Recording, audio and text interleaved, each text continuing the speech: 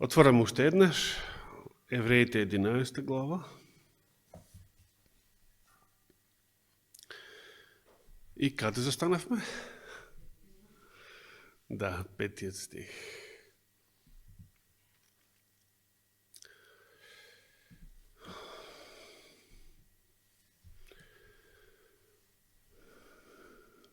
Се одвиваат некои многу фрапантни откритија во Соединетите Американски држави, но се воздржувам да не зборувам за занимливости. Ако даде Господ нешто повеќе на таа тема следната сабота. 5 стих ни вели: преку вера Енох.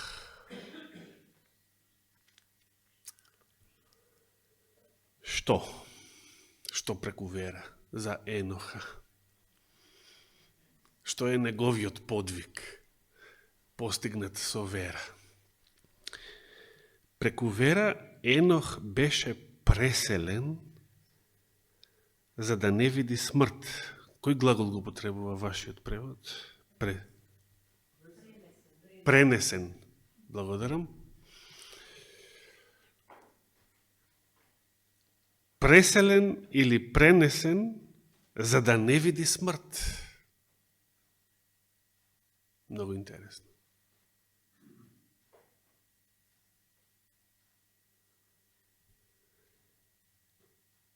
И не се најде. Зошто? Бидејќи Бог го пресели. Зашто пред преселувањето тој доби сведоштво дека му угодил на Бога. Интересно е што во врска со ова искуство, во врска со овој патриарх,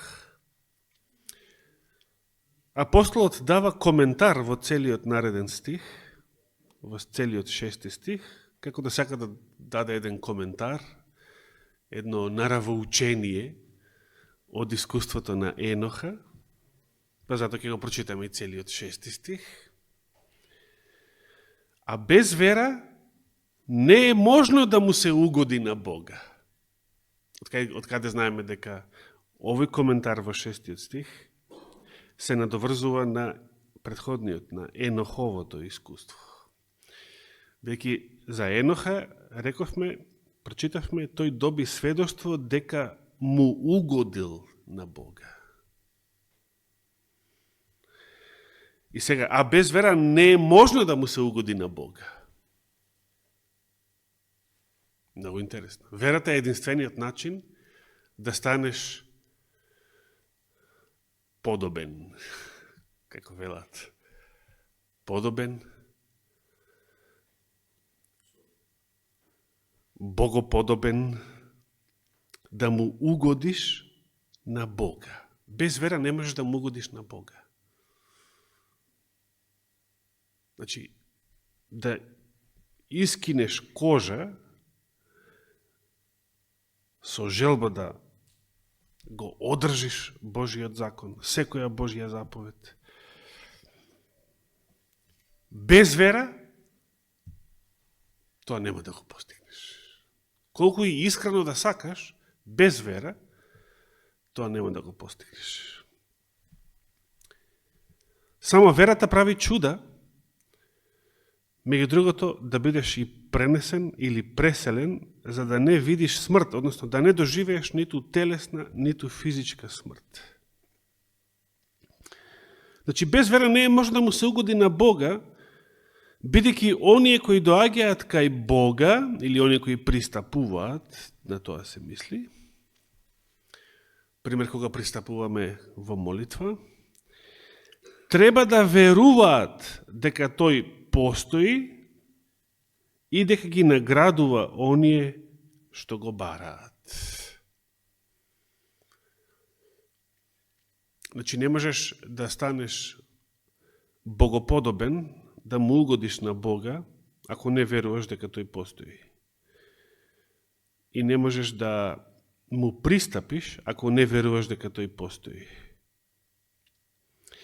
И не можеш да добиеш никаква награда од него ако не го бараш. Затоа Исус не подсетува: барајте, молете, тропајте, бидејќи кој бара, наоѓа.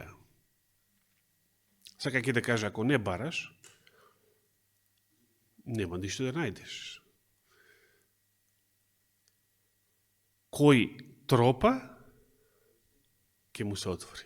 Секоја врата сега нема да се отвори, но за да се отвори некоја врата, мора да тропаш. Божјата врата, додека трае времето на милоста, секојаш ќе се отвори, ако тропаме на неја. Господ на многу места во Библијата не повикува да го бараме. Барајте го Господа додека може да се најде. Дали го бараме Господа? Енох бил човек пред се за кого многу малку е напишано во Библијата. Еве, освен овие два стиха, односно само петиот, што друго знаеме за Енох во Библијата? Ајде отвориме, значи прво во Битие, каде што изворно е споменат. Битие која глава? 5 глава.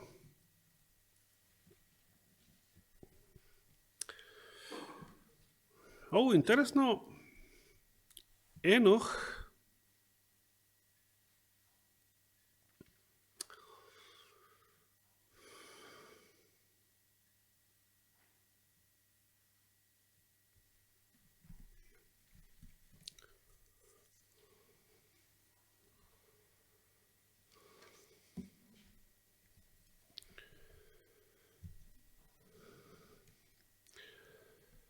се споменува нашиот Енох во 18 стих.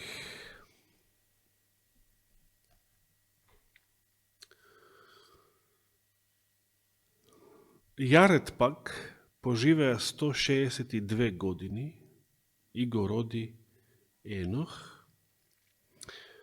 Значи, Енох е син на Јаред. Скокаме во 21 стих. Енох, откако поживеа 65 години, го роди кого? А кој, пошто е познат тој? Забележана најголема достигната возраст во Библијата.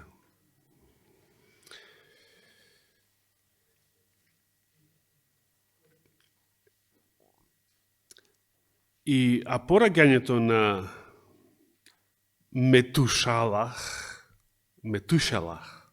поточно, на еврејски, Енох живееше според волјата Божја 300 години, раѓајќи синови и ќерки. Сакате вака?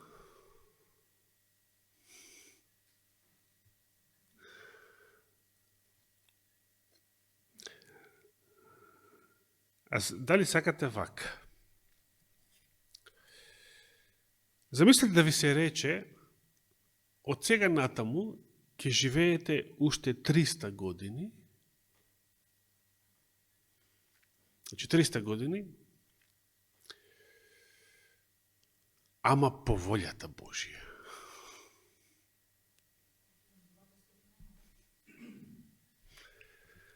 Ке сакаат луѓето така? Што мислите ако сите луѓе во светот бидат прашани вака? Замислите, Бог ќе ви гарантира да живеете наредни 300 години, иако природно денешните генерации не достигнуваме природно таква возраст, далеку над животниот век на денешните луѓе. Ке живеете 300 години, ама по волјата Божија. Сакате така? Еве, дури во тие 300 години ќе имате доволно младост и сила да раѓате еден куп синови и ќерки, но по волјата Божија. Што мислите, како ќе одговорат луѓето во светот?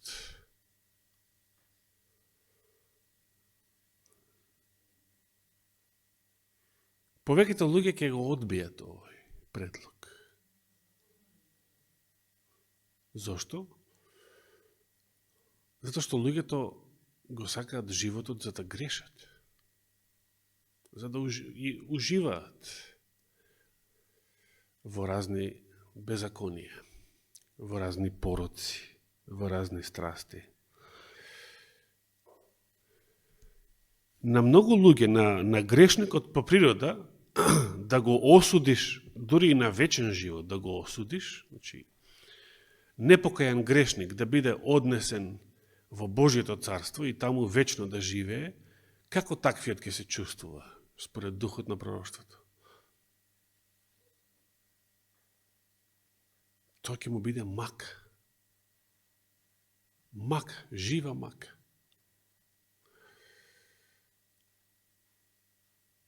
Жива мак. За него рајот ќе биде пекол. Таквиот ќе ја бара оваа земја, овој свет. Тукашниот начин на живот. Тоа ќе му фали. И попрво би сакал за 5 минути одново да се врати и да живее тука, во овој свет, отколку цела вечност во Божјето царство по Божјата волја. Тоа е феномен.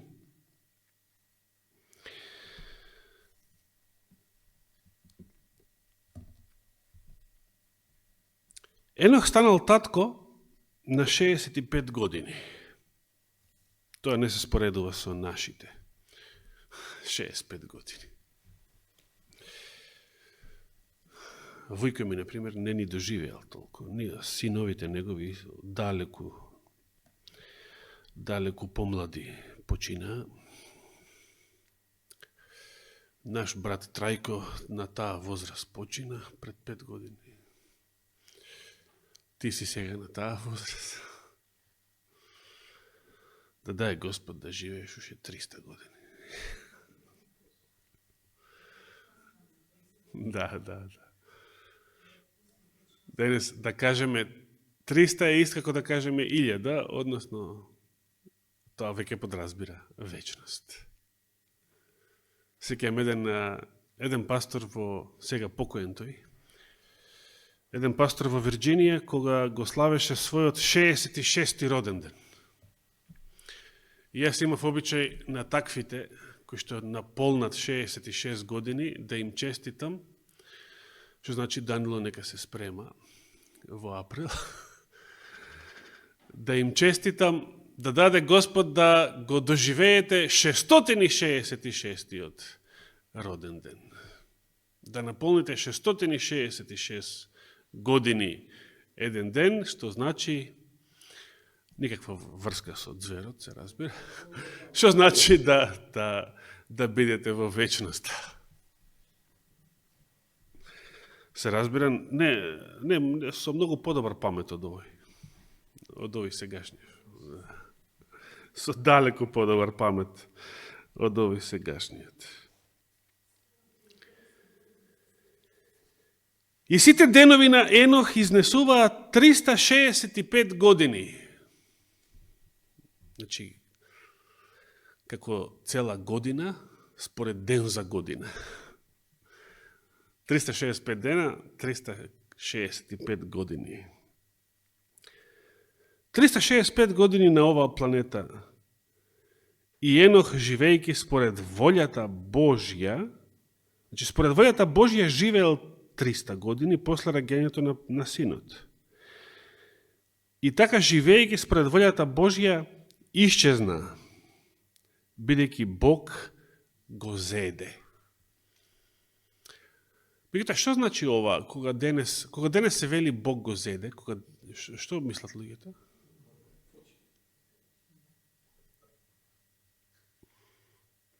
Но за Еноха не е тоа. Токму за Еноха не е тоа случај. Да, на тоа се мисли. И не, видите, замислите сега кога некој денес не е упатен многу, може да биде многу побожен православец, например, но да не е упатен многу во Библијата, кога првпат би го читал овој текст, што ќе заклучи? Значи Енох умрел, и Бог го зеде. Ама сега што значи ова исчезна? Тоа малце би го збунило. Посланието до евреите ни објаснува што значи тоа. Ништо повеќе за Енох не читаме. Читаме некаде нешто повеќе. Ништо повеќе за Енох, освен ова што го прочитавме во Битие. И дури во Новиот Завет, уште на 2 места, се споменува Евреите 11 глава, текст што го читавме и кој што ни објаснува дека Еноховото исчезнување не значи негова смрт, туку негово преселување. Каде се преселил Енох? Каде бил пренесен Енох? Пишува таму, тоа некаде го пишува. Библијата го пишува тоа некаде. Каде бил Енох пренесен?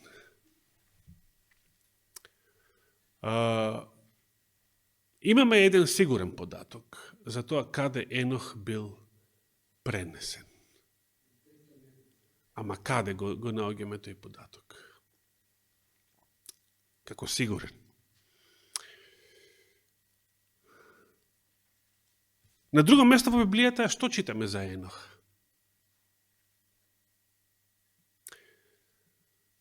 Значи, во Новиот Завет спомена в 2 места. Ово што го прочитавме, Евреите 11 глава, и се сеќавате каде на друго место е споменат Енох во Новиот Завет. Да. Сакав да видам старите умови дали ќе се сетат. Добро. Благодарам. Јуда единствената глава. Ајде да го прочитаме и тој текст.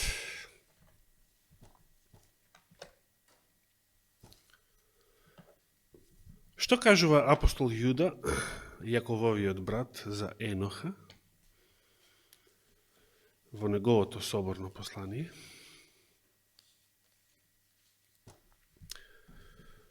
Четирнаесеттиот стих.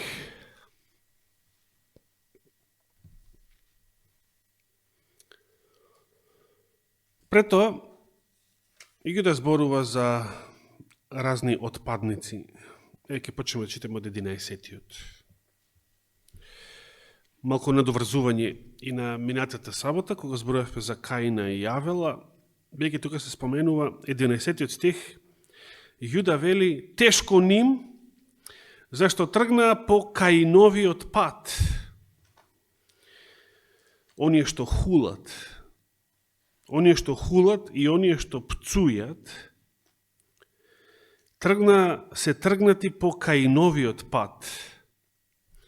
Се фрлија во заблудата на Валаам заради печалба и загинаа во бунтот на Кореј. Тоа се оние што ги поганат и вашите трпези на љубовта, значи во самата црква имало вакви луѓе.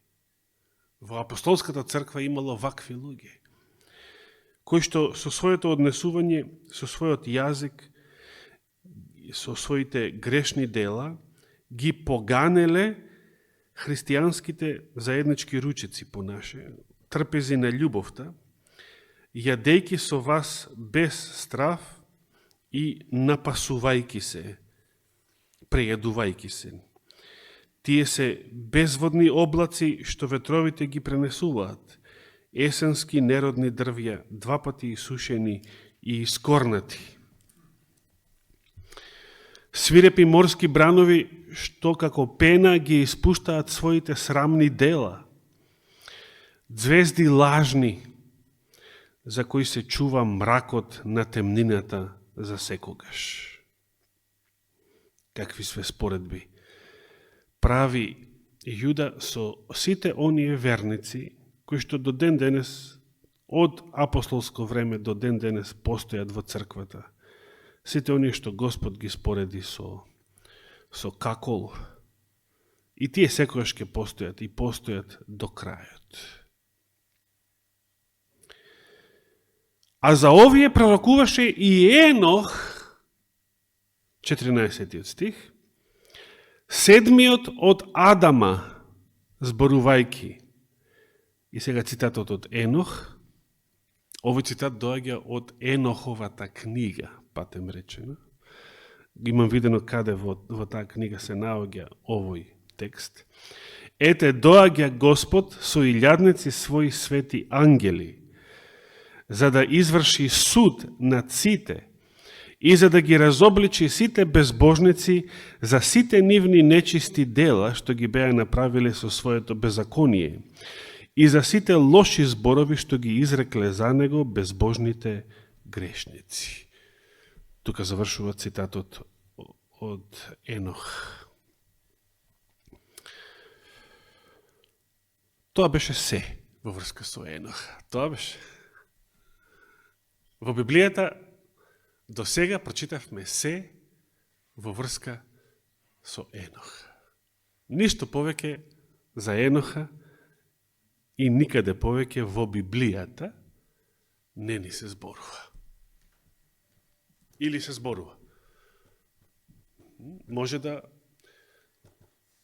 вчитате Енох во пребарувач, на колку места во Библијата се споменува тоа име. Дали ги исцрпивме сите библиски текстови што го спомнуваат Еноха?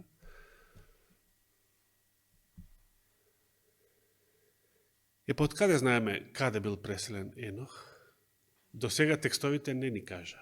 Овие текстови што ги читавме не ни кажа. Така пишува трето небо? Повели светле?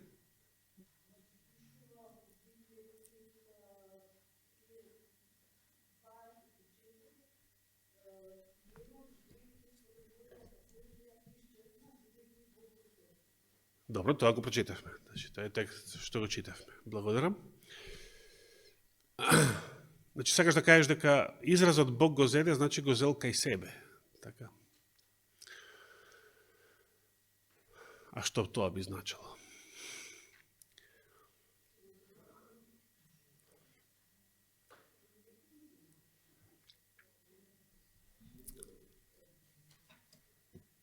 Во ред, Елена Вајд го видела Еноха во раните списи го опишува тоа, нејзино духовно патување надвор од своето тело. Да, на една планета која што имала 7 месечини. И го прашала, всушност, се сеќавам го нарекла стариот добар Енох, иако тој не е стар. И после 365 години на земјата, тој може би бил достигнал средовечна возраст, кога бил земен. Старост се уште не доживеал. Никогаш не остарел и ден денес е млад. Да речеме како Андреј млад.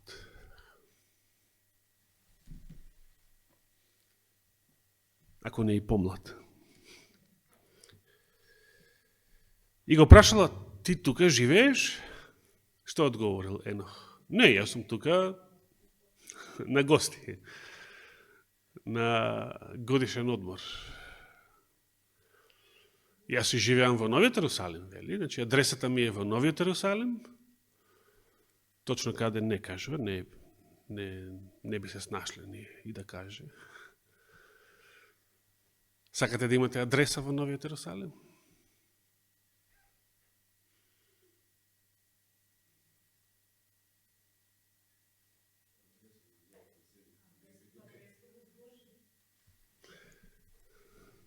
Значи, дури да те избркаат од градот, ама да си на новата земја. Па таму можеш да спиеш секаде. Па нели ке, Елена Вајд вели, нели ке спиеш во шума, можеш и во шума да спиеш, без да палиш оган, и најсладко и најбезбедно ке се наспиеш, за разлика од денешните шуми. Ни зверови, ни студ, ни ништо. Ништо страшно. Значи, може и без адреса.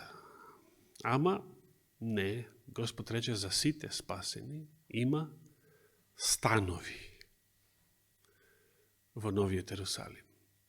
Енох веќе има таков стан.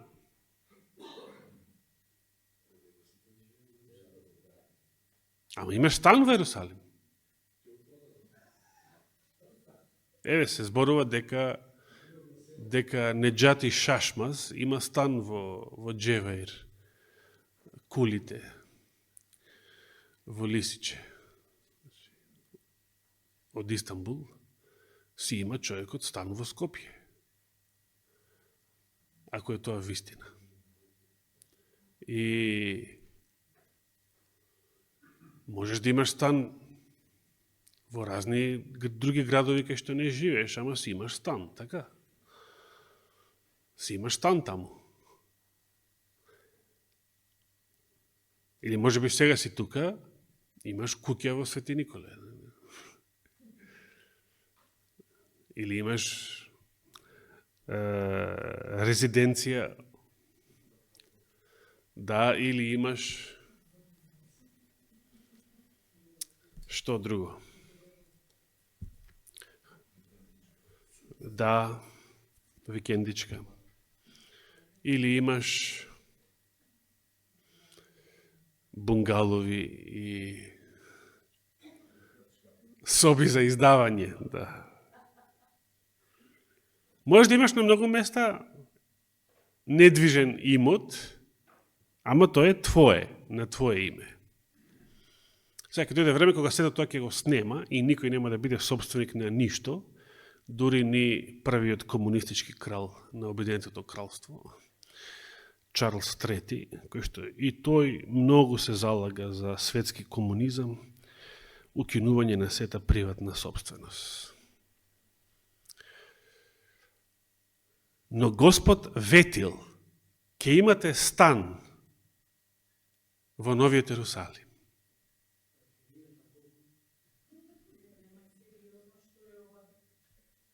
Не, добро прашање. Добро прашање.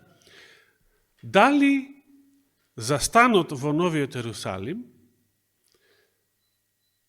дали Енох, да го земеме, не е само Енох. Кој друг?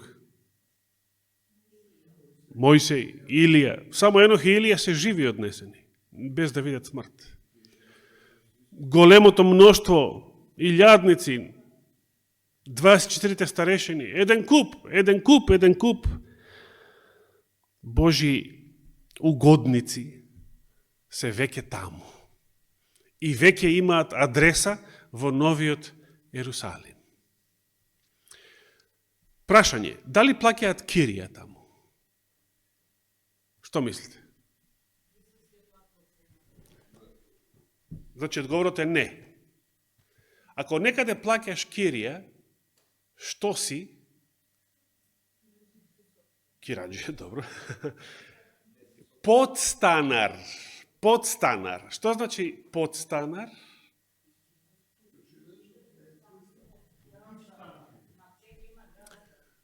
Еве се, Андреј, ти си моментално подстанар.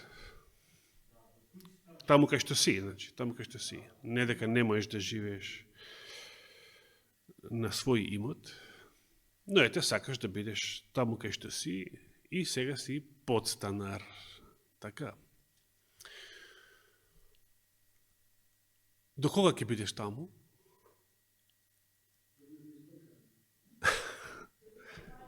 Значи, кога си подстанар, дали имаш гаранција дека таму ќе живееш до крај? Не. Кога си подстанар, ти си таму привремено. Времено си таму. Привремено. Времено. Значи, ние, а каде сме ние? Каде живееме ние времено? Тука сме подстанари. Тука сме привремено. Во Новиот Ерусалим ќе добиете вечна адреса. И веќе не се менува. Значи на таа лична карта не се менува. Адресата е таа. А ти води кај сакаш. Прошете ги сите галаксии, има бајаги време за тоа.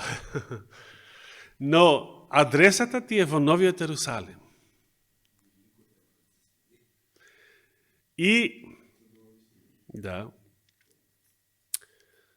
таа не се менува. Таму си за секогаш. Значи, замислите, кој год стан, најдолго што сте живееле на оваа земја, колку најдолго сте живееле во една адреса, на една иста адреса? Еве, јас во станот живеам 47 години, мислам. Понекогаш им се восхитувам на американците, заедно ги бива. Не ги држи место, повеќе од 15 години на исто место не живеат. Некои дури ја имаат цела куќа на тркала, па истата си ја преселуваат со шлепер, си ја преселуваат кај сака ќе живее. На едно место не седи за секогаш. Ирена, вие како сте? Заглавивте во Корвалис? Ама убаво изгледа таму. Добро. Да даде Господ да бидете што е можно по-безбедни таму. За разлика од вашите соседи во социјалистичка Калифорнија, каде што почна ѓаволот да игра оро таму, уште од новава година, а допрва ќе следат многу потешки казни и многу потешки судови. Има еден цитат од Елена Вајт, кој што многу ми се допаѓа. Сега само ќе го парафразирам, следната сабота мислам да го прочитам. Кога Енох беше пренесен, таа вели, стоеше Енох стоел пред вратите на вечниот свет. И множина мислат дека тоа се однесува на Едемската градина, чиј што влез беше забранет за паднатиот човек, за секој син и ќерка Адамова. Значи, толку генерации се раѓале на земјата, Едемската градина се уште била тука и можеле да одат таму, можеле да ги гледаат од надвор. И двајцата ангели што го чувале влезот, Енох често пати, најверојатно, најчесто, таму се наоѓал. Во слободно време. Бидејќи малку продискутиравме минатата сабота со брат Зоран, каде биле Адам и Ева, кога се случувале овие нешта меѓу Каин и Авел, што ги читавме.